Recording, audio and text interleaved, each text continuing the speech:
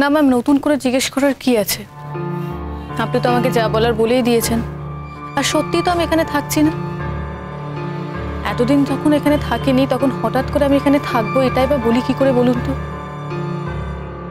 মোহর, তোমার আর আমার প্রথম এবং প্রধান সম্পর্কটা কিন্তু ছাত্রী আর শিক্ষিকার।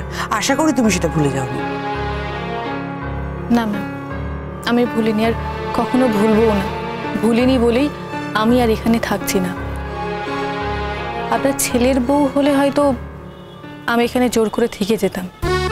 আসলে তো আমি আপনার ছাত্রী। তার মানে তুমি তোমার ম্যামের উপর রাগ করেছো নাকি? না স্যার, আমি রাগ করিনি। ম্যাম হয়তো কিছু ঠিক বুঝেছেন, তার জন্য আমাকে দিদির বাড়ি পাঠিয়ে দিয়েছিলেন। হ্যাঁ, তখন তুমি ঠিক কি করেছিলে তোমার মনে নেই কিন্তু। ম্যাম, আমি তো আপনাকে দোষ দিচ্ছি না। আপনি যা করেছেন হয়তো ঠিকই করেছেন। আপনি আমাকে এই বাড়িতে পা রাখতে দেননি। আমি নিশ্চয় এমন কিছু করেছিলাম। তোমাকে তো এইটুকু বুঝতে হবে যে তখন আমাদের ছেলেটাকে খুঁজে পাওয়া যাচ্ছিল না। ম্যামের কি অবস্থা হয়েছিল বলো তো? তখন তো তুমিই ছিলে শঙ্কর চলে যাওয়ার কারণ। এইসব নিয়ে তোমার ম্যাম তো আপসেট ছিল। আর মানুষের মনের অবস্থার উপর অনেক কিছু তো নির্ভর করে, তাই না? আমি তো একবারও বলছি না যে ম্যামের কোনো অন্যায় হয়েছে, ম্যামের ভুল হয়েছে। ম্যাম যা করেছেন ঠিক করেছেন। তাই জন্য তুমি এখন আবার আরেকটা ভুল করছো, ঠিক বুঝতে পারছি না। আমি ভুল করছি?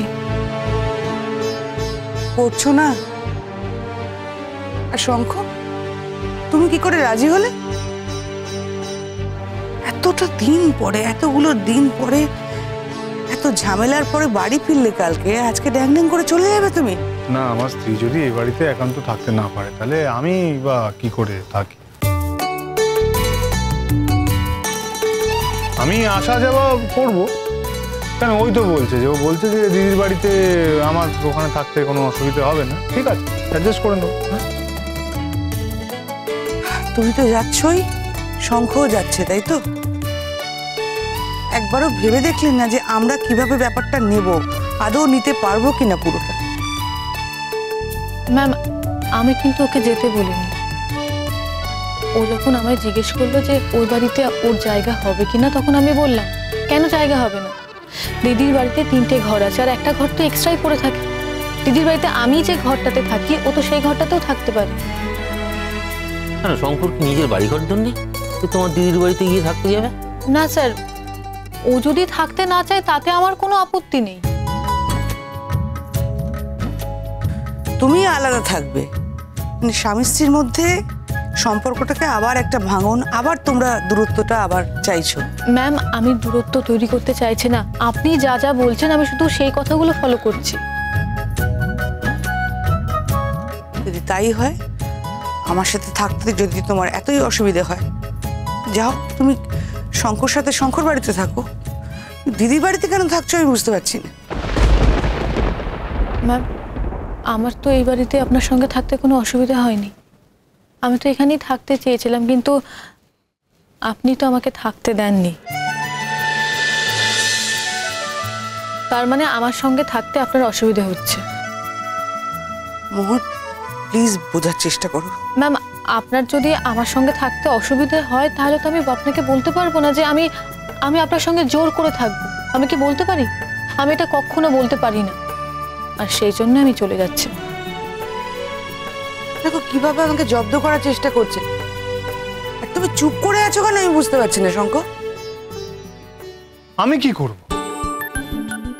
আরে আমি কি বলবো সেটা তোমরা বলবে তো। আমি কি কিছু জানি নাকি? তোমাদের মধ্যে কি কথা হয়েছে না হয়েছে সেটা তোমরা বলতে পারো। আমি তো সে সময় এখানে ছিলাম না, আমি কি করে বলি বলো তো? মোহন, আমি তোমাকে কিন্তু সাবধান করে দিচ্ছি। কেন ম্যাম? আপনি আমার উপর রেগে যাচ্ছেন কেন? ও, তুমি কিছুই বুঝতে পারছো না তাই না? হঠাৎ করে না না, তখন তোমার ম্যামের কি অবস্থায়, কি মনের অবস্থা ছিল, সেই কথাগুলো কি বলেছে না বলেছে সেগুলো ধরে বসে থাকবে তুমি? আমি কিন্তু একদম এই কথাগুলো বুঝতে পারছি না। ব্যাগ ভেতরে রাখো, যাও ঘরে যাও, এখানে থাকো তুমি। না স্যার, তা হয় না। ম্যামের আপত্তিতে আমি এখানে থাকি কি করে বলুন তো? আমি কি তোমাকে বলেছি আমার আপত্তি আছে? বলেছি? বলেছেন তো ম্যাম, আপনি বলেছেন আপনার আপত্তি আছে, সেই জন্য আপনি আমার দিদিকে ডেকে পাঠিয়েছিলেন। আমার দিদিকে ডেকে পাঠিয়ে বলেছিলেন তুমি তোমার বোনকে নিয়ে চলে যাও। আপনি আমার সমস্ত খরচাও দিয়ে দিতে চেয়েছেন, কিন্তু আমাকে আপনাদের সঙ্গে রাখতে চাননি। বারবার কেন এক কথা বলছো? সেটা তো তখনকার কথা, এখন তো আমি কিছু বলিনি বাবু। ম্যাম, আমি কি করে বুঝবো? আমি কি করে বুঝবে তখনকার আর এখনকার তফাৎটা কি? আমি তখন যা ছিলাম এখনো তাই আছি। ওটাই তুমি তখন যা ছিলে এখন তা নয়। তখন তুমি সুস্থ ছিলে না, এখন সুস্থ আছো। হ্যাঁ, তাহলে অসুস্থ অবস্থা আমি কি করেছি তার দায়িত্ব আমার থাকে না স্যার? ম্যাম তো বিরক্ত হয়ে আমাকে পাঠিয়ে দিয়েছিলেন, আমার ওপর বিরক্ত হয়ে। একটা কথা বুঝতে পারছি না, আমার ছেলে কেন চুপ করে আছে? তোমার তো শাসন করা উচিত, আমার নয় হাতের বাইরে চলে গেছে। মানে না, তোমরা বলে দাও, কি বিষয়ে শাসন করছি। তো থাকতে চেয়েছিল, তোমরা ডিসিশন নিজে ওকে থাকতে দেবে না, থাকতে দাওনি, সেই জন্য ও চলে যাচ্ছে কি, তাই তো? তোমরা থাকতে দিতে চাইছো সেটা শুধু আমার কথা ভেবে না তোমাদের কথা ভেবে, সেটা তো ক্লিয়ার নয়। মানে বুঝতে পারছো? মানে আমি বুঝতে পারছি না কি করতে হবে বলো?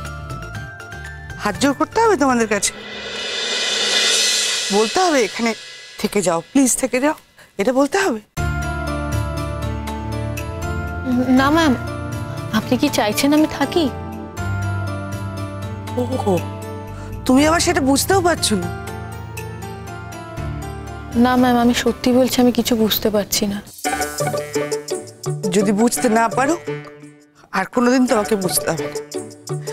তোমার যদি না থাকার হয় আমার কিছু করার নেই। ম্যাম ম্যাম, আপনি আমার উপর রাগ করছেন? আমি কি করব বলুন? আমি কি করে বুঝবো? আচ্ছা ঠিক আছে, আগেই বুঝতে পারোনি তো, কিন্তু এখন তো বুঝতে পেরেছো। যাও তাহলে গিয়ে ব্যাগটা ভিতরে রেখে এসো। তাহলে আমি দিদির বাড়িতে যাব না? তুমি দিদির বাড়িতে কেন যাবে আমি তো বুঝতে পারছি না। তুমি তো আর শুধু আমার ছাত্রী নও, তুমি আমার পুত্রবধূ। আমাদেরও তো একটা মান সম্মান আছে, সবটা আছে। আমরা থাকতে দিদি কেন? তুমি অন্য কোথাও কেন যাবে মোহর? ম্যাম, আমি তো তখনও তাই ছিলাম। তখনকার কথা বারবার কেন বলছো? আমার সত্যি আমার মাথা ঠিক ছিল না। বিশ্বাস করো, আমার একমাত্র ছেলে, সে বেঁচে আছে, সে কোথায় আছে আমি কিচ্ছু জানতাম না। আমার মাথা ঠিক ছিল কি বলো? না ম্যাম, আমি এইটুকু বুঝে গেছি যে আপনার ছেলেই আপনার কাছে সব। হ্যাঁ, এখন যদি আমি কোথাও চলে যেতাম তাহলে আপনার ছেলেকে আপনি অন্য জায়গায় পাঠিয়ে দিতে পারতেন? পারতেন না। ম্যাম, আপনি যাই বলুন না কেন, আপনি চিরকাল বলে এসেছেন আপনি সব থেকে বেশি আমাকেই ভালোবাসেন। আমি প্রমাণ পেয়ে গেছি আপনি যা বলতেন সব ভুল বলতেন। আপনি আপনার ছেলেকেই সব থেকে বেশি ভালোবাসেন।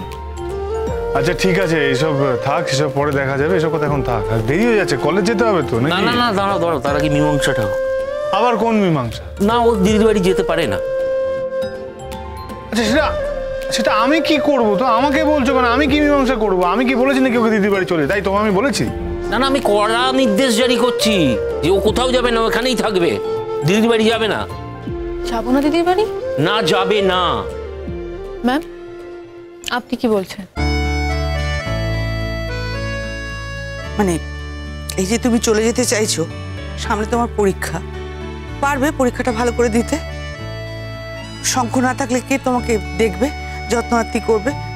তোমার দিদি সে তো গান বাজনা নিয়ে ব্যস্ত থাকে, তার সময় আছে নাকি তোমাকে দেখার? ও, শুধু কি এই জন্য?